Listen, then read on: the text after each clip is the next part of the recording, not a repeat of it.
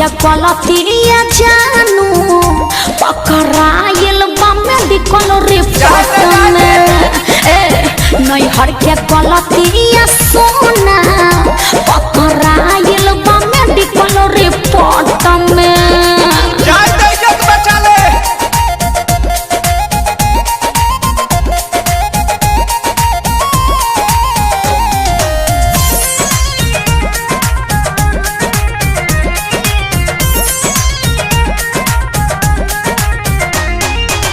से कहीं डर लागता ई सब झगड़ा के घर लागता। अरे बड़ी टेंशन में बानी हो। अरे कूल हो जा केकरा से कहीं डर लागता ई सब झगड़ा के घर लागता। चलो कंप्लेन पहले पाती हाई कोर्ट में। कैसे चलो कंप्लेन पहले पाती हाई कोर्ट में का ना नैहर के गलतिया जानू पकड़ाइल बा मेडिकल रिपोर्ट में। हाँ नैहर के गलतिया सोना पकड़ाइल बा मेडिकल रिपोर्ट में।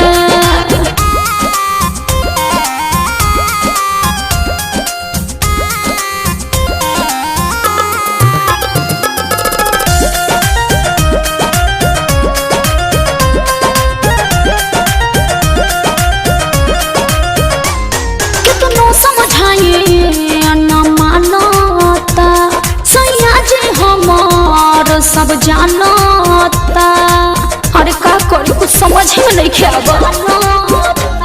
कितनो समझाइए न मानता सैया जी हमार सब जानता। राखो विश्वास रोशन बारे सपोर्ट में।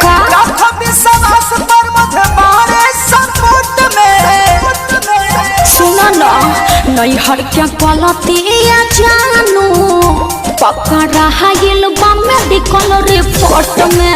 हाँ नैहर के गलतिया सोना पकड़ाइल बा मेडिकल रिपोर्ट में।